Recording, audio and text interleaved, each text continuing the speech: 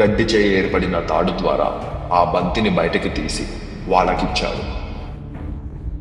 అది చూసి పిల్లలందరూ ఆశ్చర్యపోయారు. అందులో ఒక పిల్లవాడు పరిగెత్తుకుంటూ వెళ్ళి వాళ్ళ తాతకు జరిగిందంతా చెప్పాడు.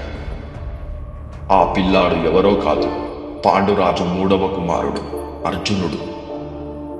అది వింటున్నది హస్తినాపుర సంరక్షకుడు భీష్మ పితామహుడు.